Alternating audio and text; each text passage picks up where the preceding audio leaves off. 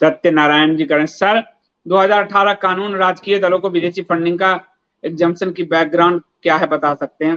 Background यही है कि पॉलिटिकल पार्टी विदेशी फंडिंग लेती है, और लेती भी है तो कई हवाला मनी के थ्रू भी लेती है, टैक्स जो आइलैंड है टैक्स हेवन उनके थ्रू भी लेती है, सेल कंपनियों के थ्रू भी लेती है।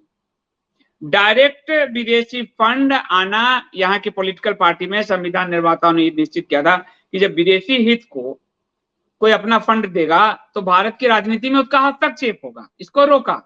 तो पॉलिटिकल पार्टियों ने सेल कंपनियों के थ्रू, हवाला मनी के थ्रू, और आपसे कहें कि टैक्स आइलैंड के थ्रू लेना शुरू किया। अब इसको भाजपा की मोदी सरकार ने कानून बनाकर इसकी स्क्रूटनी नहीं हो सकती, यानी कोई इस पे जवाब नहीं मांग सकता, कोई इस पे पूछ नहीं सकता, सुप्रीम कोर्ट पूछ नहीं सकती, सीएजी ऑडिट नहीं कर सकता, कोई कुछ नहीं कर सकता। कानून बना के उस पर ढक्कन लगा दिया। और भाजपा की इस मोदी सरकार ने ढक्कन कब से लगाया? 1976 से जिस भी पार्टी में विदेशी फंड आया है उसकी स्क्रूटनी नहीं हो सकती। ये पार्टी खुद 1980 में बनी, तो 4 साल पहले से क्यों ले रही है? कांग्रेस को बचा रही है। पहला आरोप तो यही है कि क्या कांग्रेस को बचा रही है? कांग्रेस और ये मिलकर संसद में भाई भाई हैं, केवल हमें बाहर मोदी राहुल लड़ते दिखते हैं, तो क्या कांग्रेस को बचा रही है? दूसरा कि ये जो आरोप लगा था कि जेपी के जयप्रकाश नारायण के नेतृत्व में जो आंदोलन शुरू हुआ आपातकाल के विरोध में, उसमें सीआईए का पैसा, ये आरोप लगा था, तो उसको क्या ढकने का प्रयास है? क्योंकि भाजपा से पहले जनसंघ इसका लाभार्थी, आपातकाल के विरोध में जो आंदोलन हुआ उसका बड़ा लाभार्थी जनता पार्टी जनसंघ थी। जनसंघ यानी कि वाजपेयी जी वाली और अडवाणी वाली जनसंघ को 90 सांसद, 90 सीट मिल गई थी, तो क्या उसके लिए ढक्कन लगाया गया?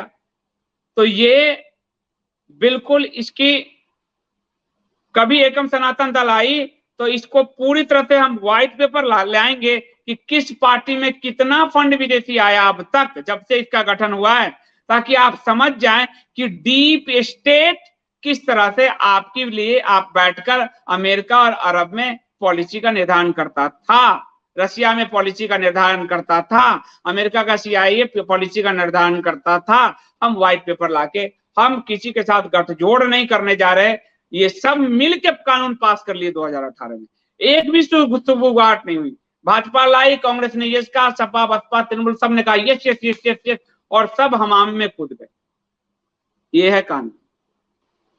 सत्यनारायण जी कह रहे हैं, आनंद रंगनाथन कह रहे थे कि एससी ने बीजेपी और कांग्रेस को करप्ट कहते हुए नोटिस दिया, इसलिए बहस के बिना 2018 कानून पास किया था। बिल्कुल सही बात है।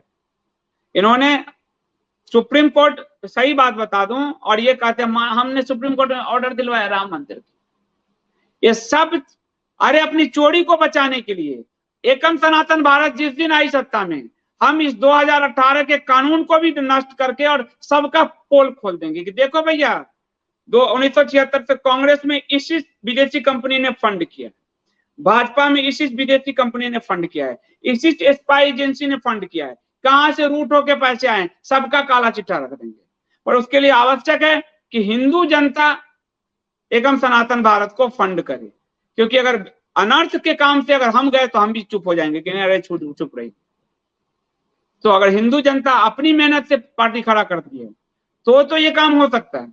जैसे कि आप सब्सक्रिप्शन भरते हो आईएसडी का, तो आप यहाँ साफ सुथरा स्पष्ट न्यूज देखते हो, नो लेफ्ट नो राइट। तो उसी तरह, लेकिन जहां पॉलिटिकल पार्टी को बाहर से पैसा लेना पड़ेगा क्योंकि जनता पैसे नहीं देगी, तो साफ है वो फिर वो किसी बिल गेट्स के लिए टीका भी करवाएगा, बिल गेट्स के कहने पे आरबीआई की पॉलिसी भी बनाएगा, सब हो जाएगा और जनता मरती रहेगी।